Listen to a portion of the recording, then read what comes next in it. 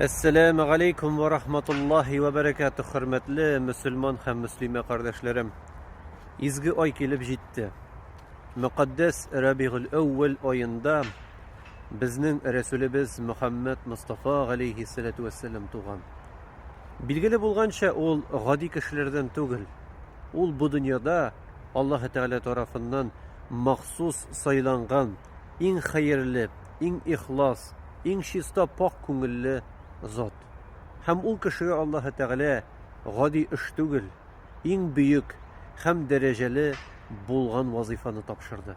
Ol da bulsun, izgi Kur'an'ni halkka matur ettirip jitkizip, halkның көңелен шушы Kur'an'ga qarata muhabbet bilen tululandırıp kişilerini Allah Teala'ga buysungan, yani Müslümanlardan buldurga. Resulübüz Muhammed Mustafa aleyhissalatu vesselam 23 yıl devrinde şuşu işin başkardı. Zor sınavlar öttü. Zor kaygı hasretlerin kişirdi. Lakin baribir bir kaşandağın bir adım artqa yasap, buldu mindən çıkmay, mindən bulmay deyip, ol bu işini inkar etmişe, baribir ahırına kadar bardı. Hem elhamdülillahi şükür, onun şuşu tarışlığın, onun şuşu derecesin biz Müslüman kişileri alıqlarga teyişmiz. Nişik biz özümüzün eti enilerimizni maqtab söyleyimiz. Mine benim etiyim mındı jirde işledi, mine benim eniyim zaslujinli pedagog, babayım benim veteran deyip maqtanıp, şatlanıp, көңіллерimizni көтеріп, bir-birimiz arasından gururlanabız.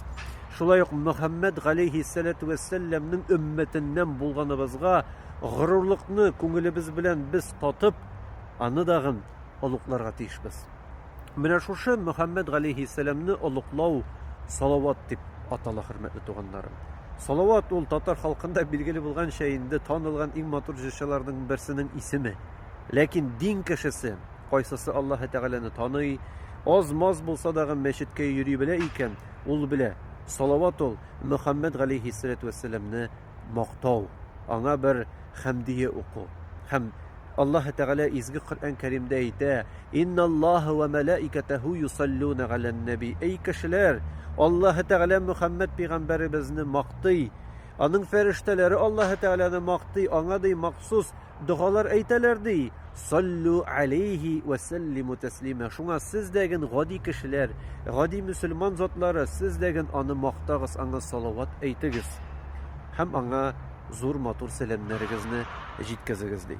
Hürmetli abilarım, apalarım, hürmetli tuğanlarım, şun barlıqta dağın bu zor iş bulup tura. Salavat aytı.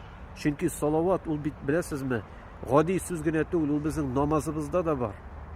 Ettehiyyat nuqağaş, biz aytamiz. Muhammed aleyhisselam'da salavatını Esselamu aleyke deyip şahibet şu salavatlarını jitkizemiz. Biz salavatlarını aytamiz, hürmetli tuğanlarım, ko'nglimizga nidir şiklenu kilgende. Biz salavatlarını aytamiz, hürmetli tuğanlarım, türlü hallerde nige? Çünkü salavat ol Allah Teala karşında derecemizni arttıra turgan maxsus şara bulup tura. Resulübüz aleyhissalatu vesselam salavat turunda bik matur hadisler kaldırdı. Hem biz sizin bilen alarga ihtibar etsek bik yaxşı bulur idi. Misal için özünün bir matur rivayetinde Resulübüz Muhammed aleyhissalatu vesselam ise men salla aleyye salaten vahideten sallallahu aleyhi haşrandı. Kimdi mina peygamberge bularak hürmetin bildiredi, hem şuşu hürmet revuşinden көңілінде bulgan duaların jitkizedi, salavatın aytıp. Ul kişiye Allah Teala 10 salavatını okırdı. Yani Allah Teala 10 mertebe ana bu duanı kaytarır. Hürmetli tuğanlarım, kimler biz? Biz gadi kişiler. Hem nindigine gadi kişi bulduğuna karamazsan Allah Teala bizge 10 mertebe özü duasını okur. Eğer biz onun yaratkan ilşisi Muhammed aleyhisselam'ını matur salavatlar bilen alıklasak. Ol bir de ağır tugil. Salavatның en kıskası sallallahu aleyhi ve sellem diyen sözler bulsa, uzunları biz bilemiz o kitaplar tolar. Kimnin vakıtı es kıska salavat ayta, kimnin vakıtı ortaşa gününe 15-20 minut vakıtı var iken boş. Ol ortaşa salavatlar ayta. Kim indi pensiyada naski beyle otura iken, yaki vakıtı boş iken, bik küp iken, ol vakıtta indi uzun salavat kebiralarını okurga sizin barğızındağın mümkünçilikleriniz var. Niye salavatını okuyuz? Çünkü hürmetli tuğanlarım, Resulübüz Muhammed aleyhissalatu vesselam ikinci bir hadisinde ise ulen nasi bi yevmil kıyame. Kıyamet gününde benim için iň yakın bulgan kişiler, iň yakın, iň ana kardeş, onun indi tuğanı bulgan kişiler oldu. Ekseruhum men aleyhi salatın.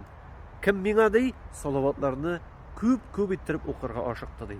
Үзегез уйлап карагыз, хөрмәтле туганнарым, безнең район авыл мулласы белән җыелырга түгел, безнең анда классташлар белән кыямәт көндә җыелырга түгел, хәтта ки үзеңнең яраткан иптәш дусларың белән түгел, кыямәт көнендә безнең иң теләгән җыелырга маяк булган кеше ул Мөхәммәд галейһиссәлам. Һәм әгәр аның белән җыелырга телибез икән, аның белән бергә турып басырга телибез икән, менә бергәләшеп басып турып, бергәләшеп матур иттереп җавап бирергә, бергәләшеп сират күперләреннән узырга, рәхәтләнеп җәннәтнең оҗмах капкаларын узып кергә телибез икән, ул вакытта салаватларны әйтергә кирәк. Һәм салават дигән сүз, хөрмәтле туганнарым, ул биттәге бер кеше әйтә дигән Мөхәммәд галейһиссәлам дип без саллаллаһу алейһи ва саллям дип өстәп кенә кую түгел. Салават ул күңелдән чыккан мәдхия. Это от души выходящая молитва. Ул безнең күңелдән чыккан мәдхия. Һәм без аны аерым күңелдән чыгара белергә тиешбез. Ниндидер анда кеше укыганда, ниндидер китап укыганда түгел, просто менә утырасың, тәсбихен алып, салават әйтәсең. Просто аласың дагы өйдә утырганда салават әйтәсең.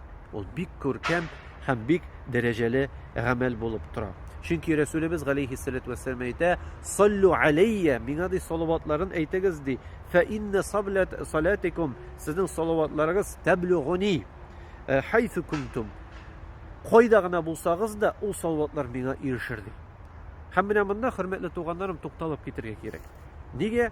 Чөнки күп кеше уйлый, салават ул бер тарафтан чыккан, односторонний бер дуга гына дип.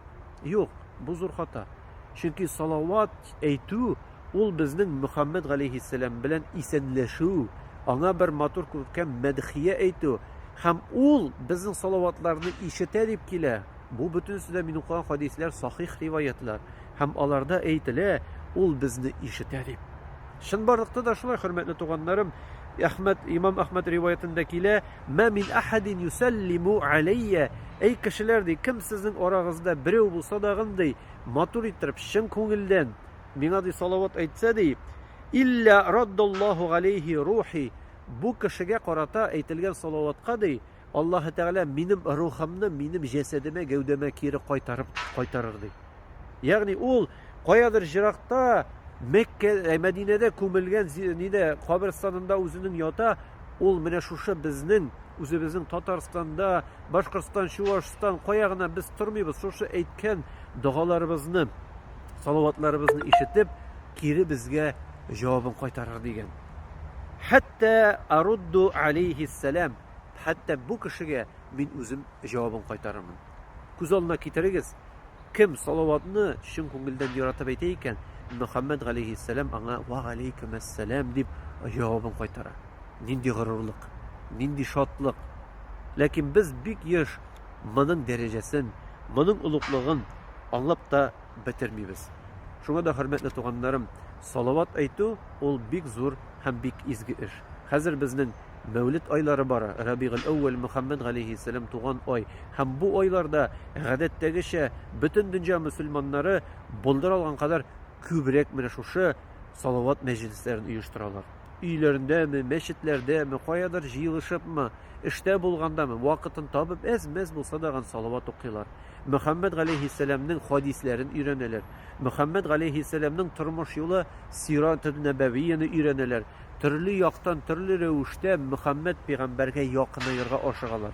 Һәм чынбарлыкта да, хөрмәтле абыйларым, апаларым, дусларым, бу бик тәген күркәм, бу бик тәген матур гамәл булып тора.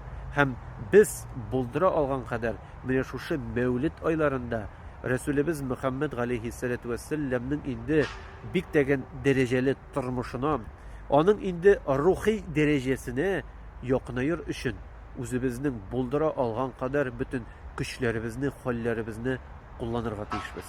Чөнки ни кадәр безнең өчен җәмәгать хурлык булыр, әгәр кыямәт көнендә торып бассап, Мөхәммәд пәйгамбәребезне таный да алмасак, таба да алмасак. Таныр өчен, таба алыр өчен аның тормышын, аның хадисләрен өйрәнеп, аңа салаватларыбызны әйтеп тору кирәктер. Раббыбыз Аллаһ разый булсын. Ассаламу алейкум ва рахматуллаһи ва баракатуһ.